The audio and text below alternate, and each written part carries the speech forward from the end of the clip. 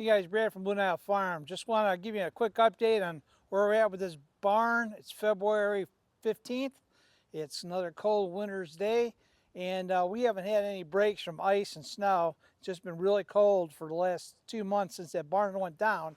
And I want to kind of give you an update on where we're at as far as tearing this thing down, what we've moved, what we still need to move, so on and so forth. Behind me is a pile of some of the steel that came off the top of that barn, and we're kind of went through it and kind of like broke it down to chunks so I can get rid of it. So let me take you on a tour, show you where we're at and what I need to still do. And we're far from being done, but I kind of want to keep an update on where we're going with this and how long it's taking to deal with it. Because like I say, once the barn goes down, it really sucks trying to clean up and get started again. It's really a huge setback, and it's just been a rough ride. So it's kind of why I'm documenting it, to kind of show people, you know, things you have to deal with once one of these things happen to you. And it's terrible, especially when you got to deal with it mostly by yourself. So let me show you where we're at and kind of show you some of the progress. So some of the wrap bales that I made are over here in the driveway. I have a bunch more on the other side of the barn, but they haven't moved since I made them. And so I'm still fighting for a little bit of space, but you know, still dealing with the issues here. And so that's still here. I'm probably not going to wrap any more hay right now, just because of the weather just keeps going from, you know, a little wet to a little dry, and I figure we're past the point of wrapping. So we're just going to kind of feed out what we have or sell what I need to sell. And so it's been going well so far. I've been moving hay, feeding a lot of it out, and so I'm slowly going through it, but I still have a lot of hay to go, and we're making headway. And that's a good thing. And at least the hay is not getting spoiled by a lot of rain and stuff. It's actually looking pretty good. Horses are eating pretty much all of it. And if I get in the barn and it gets to dry out, it dries out really good. A couple weeks, it's pretty good. So it works out real well. If they're frozen, you know, a lot of times I've taken bullet heaters and unfroze a bale and on the outside, and it's done pretty well with that too. Surprisingly, I always worry about catching on fire, but it's been going good, and can't complain. So let me show you the building, show you where we're at and what we've done. So over here is more of the steel that basically we wound up tearing off. That's basically the roof, and we're going through it bit by bit, trying to unbolt stuff and get the bolts off, just because it's harder to handle because they're so long. It's easier to unbolt it than it is to cut it. So again, we have this pile of scrap. I got to get rid of it, and hopefully we can go through that here in the near future. But we're still working on the frame, and that's kind of what I'm going to show you next. So here's the frame as we're walking into the building, and you can kind of see it's just still an icy, wet mess. And the frame, we've actually gotten a lot of this hay out, and it's worked out good. But I still have a lot of debris and stuff still here that we have to kind of peel off. And I'm going to actually have to get probably in a couple months, actually get a roll-off container and get rid of a lot of this other debris.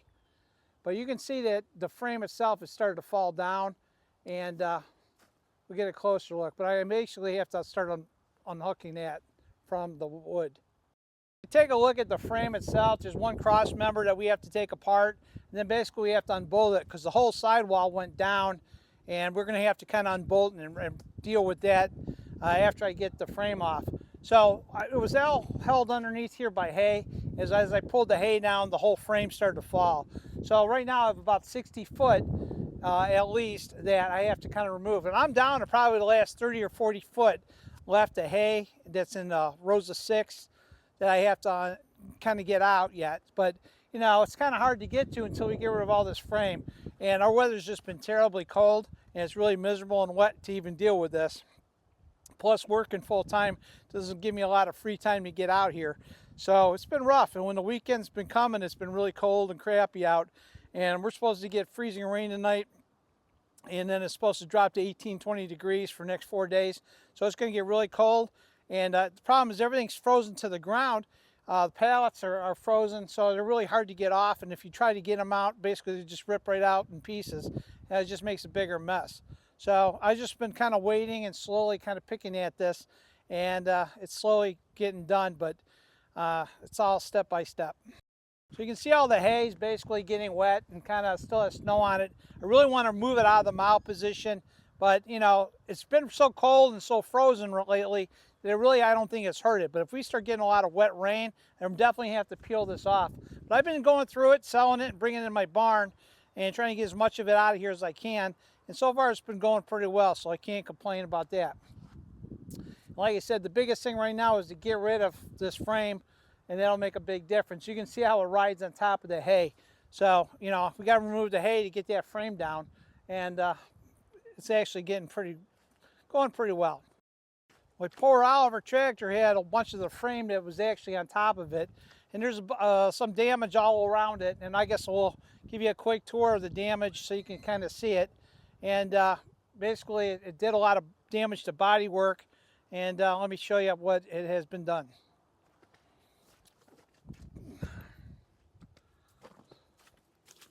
So you can see right here on the fenders, a lot of the fenders have been damaged.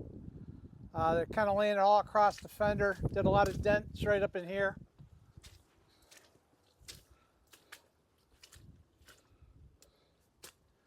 When we get up in here to the hood, radiator got smashed. Inside the radiator, the whole top of the tractor, a lot of the sheet metal got smashed up. And of course the mufflers got smashed, damaged in the pipes. So we're gonna have to see what happens with that. So I haven't started this thing yet. It's all been sitting here, and we'll see where we go from there. But overall, it doesn't seem like it's in bad shape, and I'm kind of glad we got all that off. Still have a lot of damage in here that I have to take off, and a few of the bales are still covered, which is good, but really not much. And a lot of this moisture is everywhere. Here's the other side of the tractor. You can see how the hood's smashed up. Radiator caps off. So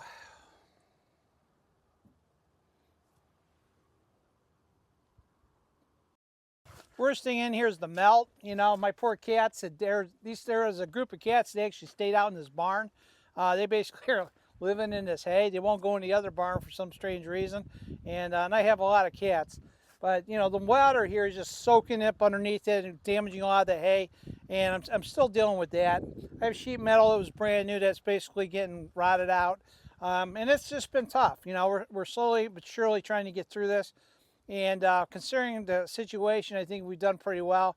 But I need to spend a little bit more time in here, and it's been pretty tough to do. And getting to the sidewalls are going to be tough too because everything is frozen. So, but we'll address that after we get the steel off.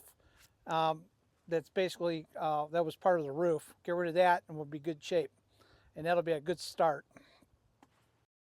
I also lost a large amount of pallets. Some of these don't look that bad, but a lot of them are really broken and shattered. And as I tried to get the hay off, it was really a big pain. A lot of ripped up tarps that I've lost too. So there's a lot of damage that's still in here. It still needs to be accounted for. I still haven't completed everything with the insurance company yet, still working with them, but they've been good to work for so far, and I'm not complaining. But overall, it's just it's a process, and it's been a really rough process. Now, I'm also looking into rebuilding this building. I'm looking into a company called Miracle Truss, and I'm looking at building a building pretty much the same dimensions as what I had. So this barn that it fell was 62 by 140, and I'm looking at building a 64 by 140. It might not be as tall. I think the top of the height will be 27 foot, but it'll be open on the inside, and they have steel legs and trusses that have a lifetime warranty, and it'll be a steel building, not a fabric building. So I'm looking forward to that, and but it's a lot more expensive, but I think it's going to do me a good job too. So I'm kind of excited about that, and we'll see how that goes. I'm working with the bank right now about financing, and also dealing with the insurance company, but it doesn't really matter if I can put this up tomorrow or not, because I still have a lot of cleanup to do first, and we'll have to deal with that, and then we can kind of take it to the next step. So guys, that's my update. Glad that you guys tuned in, and just wanted to give you guys a quick shot of what's going on. So thanks for watching. Hope you guys are doing well, and I'll talk to you guys soon after we get more done.